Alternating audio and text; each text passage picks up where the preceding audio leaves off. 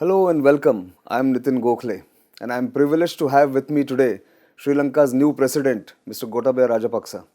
Um, what is your priority as Sri Lanka's new president? What are your priorities, rather?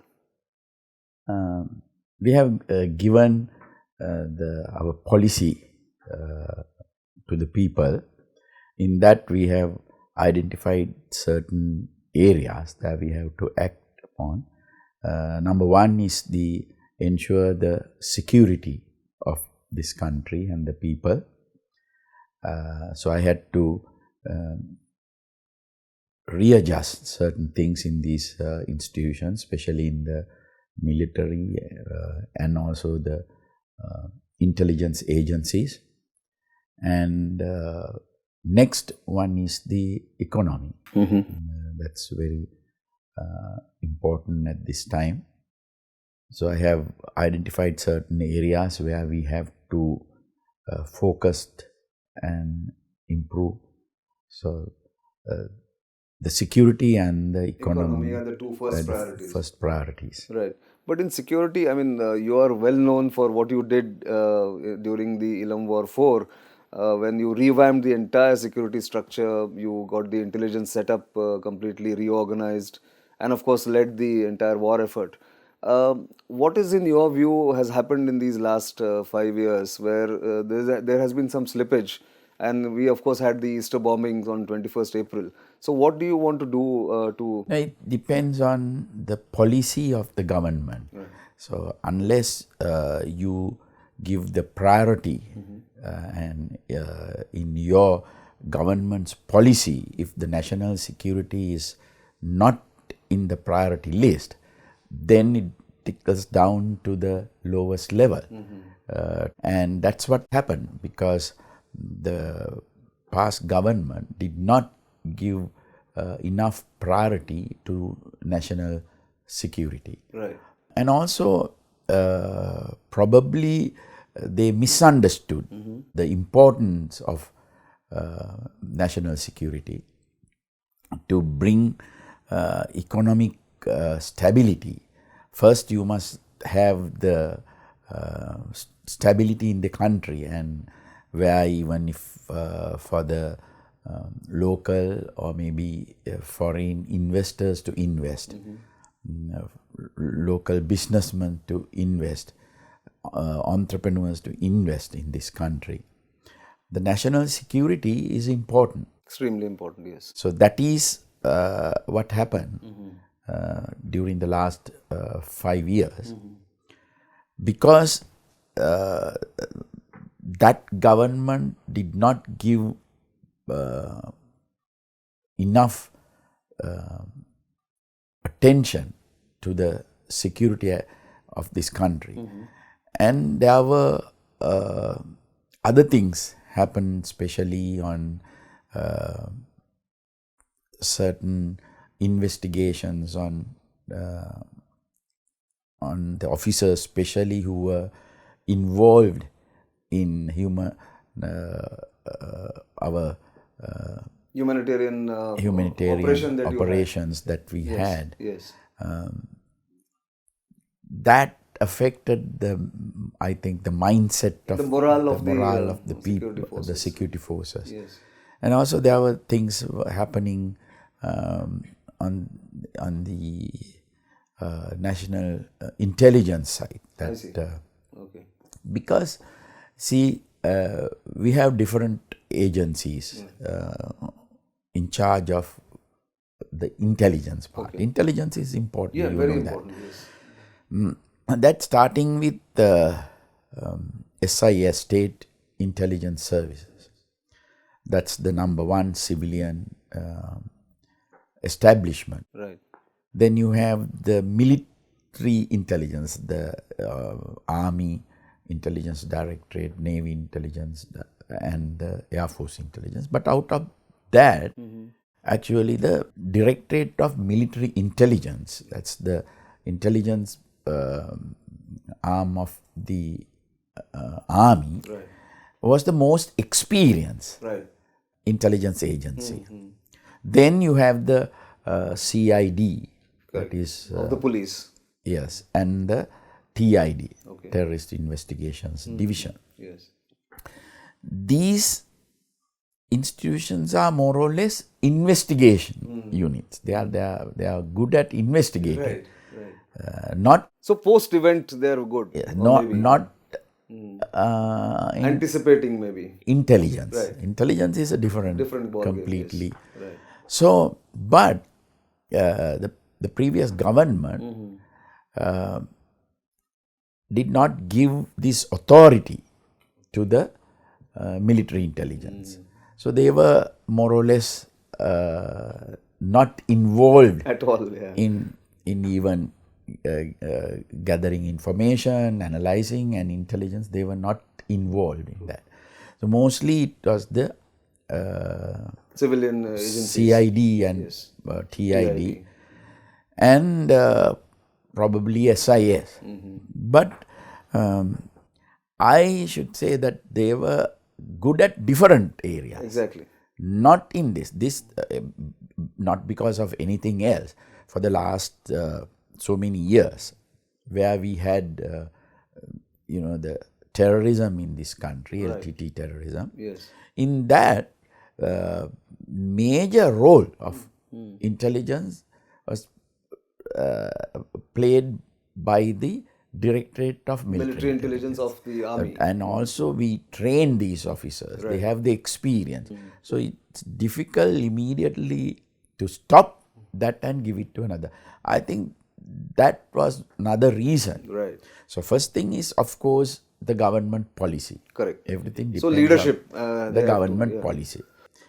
Then the second thing is the institutions Right. which are responsible for the intelligence. If they were not given if they change the role, yes. then of course there is a issue. So these are the things that which ultimately led to this incident. Yes, in April 2019. But that we'll move ahead, because if I remember correctly, and we have discussed this number of times, sir, that you had actually got them on a one grid kind of a thing, all these agencies, when you were Defense Secretary. So now I have appointed a very good Defense Secretary who is a very experienced in these aspects and very dedicated officer. Yes. And I have given instructions to reconstitute this organization and get all intelligence agencies together and coordinate this and to work accordingly, rather than restricting them into watertight apartments and working individually. That's right. They must share. That is what is important.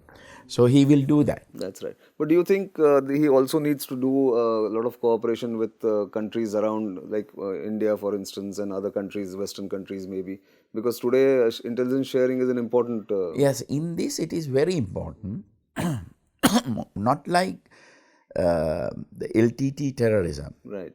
Of course, the LTTE also had support from outside. Right. But that is the LTTE outside organization itself. Yes. It is not from a transnational organization. Yes. So, but here it is not so. Yes. A lot of, we are only a part of That's it.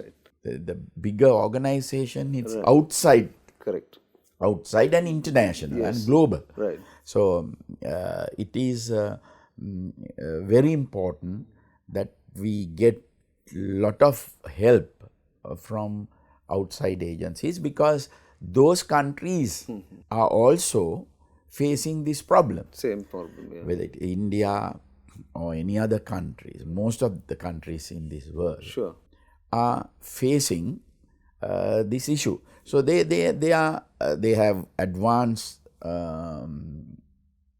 resources, technology, and more resources, and also the knowledge of the Islam. Yes. Or Islamic terrorism. Let's say. Yes. And so therefore, we must use that knowledge and that experience we must use. Yes. So in that context, let me also ask you before I move on to the economy. There is always this criticism for the past almost, I would say, 10 years now, since 2010, when the war ended in 2009, that Sri Lanka does not need such a big army, such a big military. Your views on this, really? They see it's up to the military and the leaders to decide what should be the strength according to the threat perception that we have to analyze. So that even after we increase the strength of the military when it was required during the conflict period, then actually we did not recruit for the last maybe for 10 years. We didn't recruit people like at that pace, maybe at that pace. Where then so normal attrition took place, and I think today the numbers have gone down. Right. And but then the focus also, see, during the conflict period, we needed the infantry people, the armor, and all these other combat arms. We needed, but we can change this focus into different now. Even in foreign armies, there are lot involved in national development. That's right. There are a lot of armies, even in the American army, is involved in national development projects. Right. So we can change the focus and use them accordingly. You know?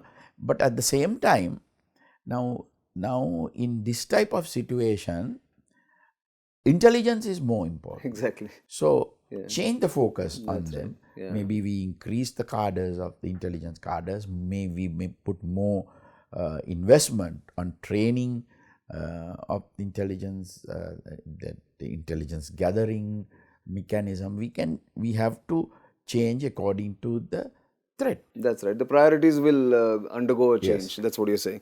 But let me move on to a little bit on the economy, because that's something that has also suffered in the last couple of years. And especially tourism had gone down. But now that you have come as the president, and there is obviously confidence building which has happened amongst investors and tourist operators and all that. What are your broad plans for economy? We have identified certain areas where we have to focus, the new government has focused. We have to understand agriculture and plantation is very important to us. Still, 1/3 of our the population is involved in agriculture. Right. So we can't forget agriculture. Sometimes, the foreign advisors, they say that we have to focus on different things. But this is connected with our culture, our history. Correct. So we can't do that. And this is an area, I mean, any country presently, any country in the world, cannot forget the food security. It's very important. True. So we can't depend on outside, and it's in our culture, and it's an area where we can develop. Right. So that is I give priority. Topmost priority, perhaps. Maybe not topmost, but priority to that. Because today there's a lot of technology. Right. Now, how much we assist in agriculture, whatever the successive government had many plans on improving agriculture, but still the farmer is poor. So this is... He hasn't benefited.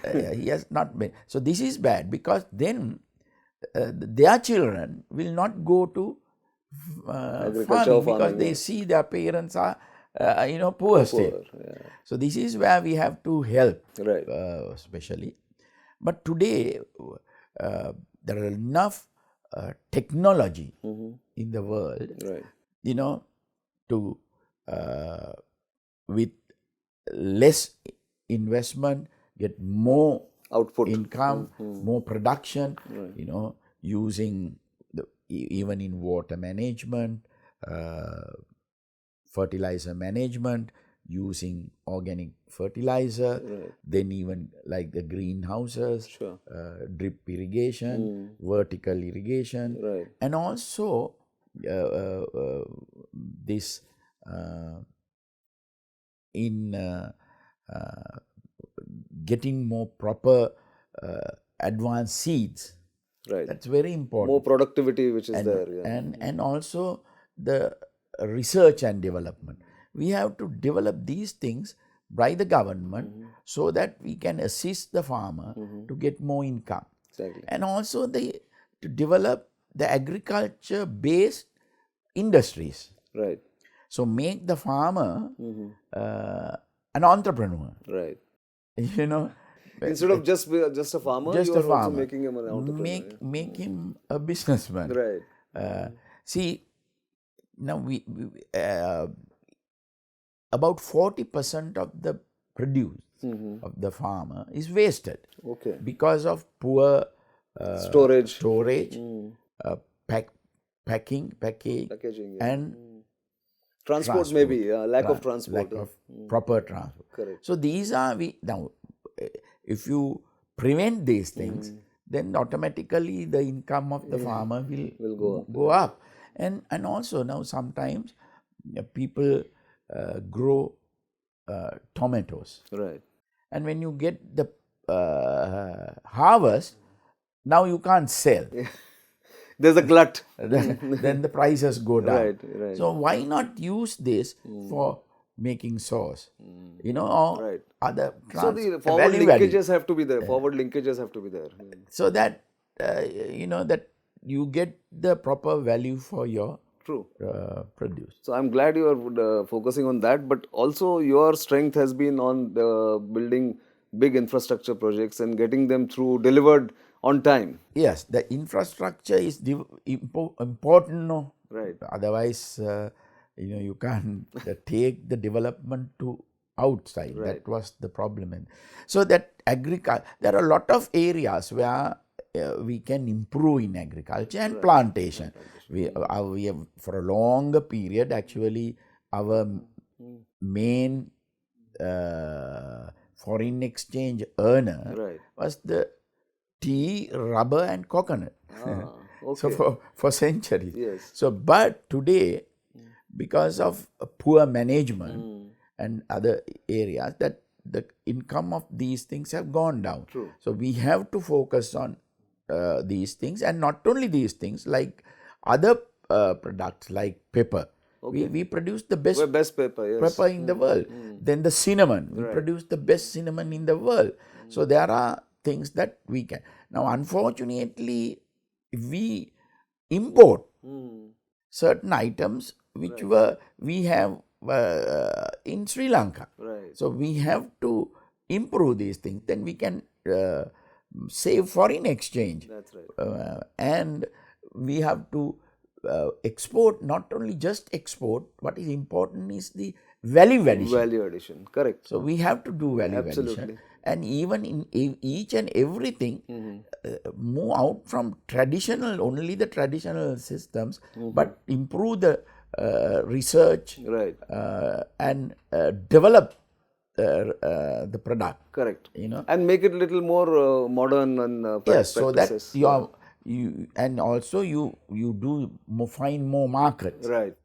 And get the proper value for the quality. Now, it is very important for us. The Ceylon tea. The Ceylon tea is very well known. We had but today the other markets have come up. Other countries have come into the market.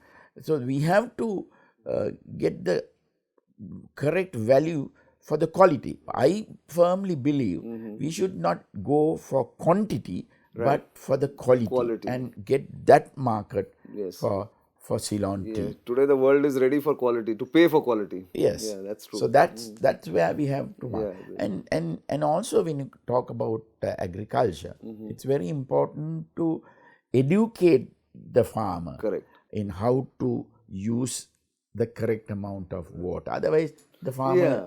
waste water. Correct. So then also the use of fertilizer. Fertilizer, yes. We have to, Very moderate use of fertilizer. and the quality. And also gradually move into organic. Organic, yeah. Correct. Organic, because today there is a huge demand Of course. for organic Food everywhere. Food everywhere. That's so true. This is where we have to educate, we have to assist and help the farmer gradually move into these areas, so that they can get a good income. Absolutely. On So that. I think So this is one area. Yes. And the other thing, I'm very interested in developing our economy on technology. I'm glad you said that, yes. Because this is known as, the 21st century is known as knowledge Knowledge century, yes. based century. So this is a good thing, because it's not a secret that our industrial base is not that huge. Right. We have small industries on high tech, Sure. but it's not at a higher level. Right. And also we don't have much of natural resources, Exactly. oil or gas or silver or any Or minerals coal, or whatever.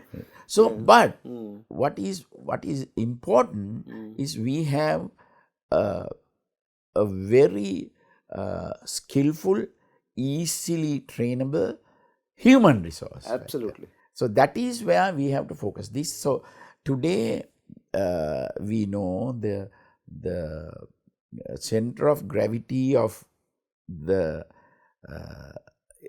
development and also in the economy is moving towards Asia. Asia, exactly. A lot of countries, if we take only this side, taking from east of Suez, let's say.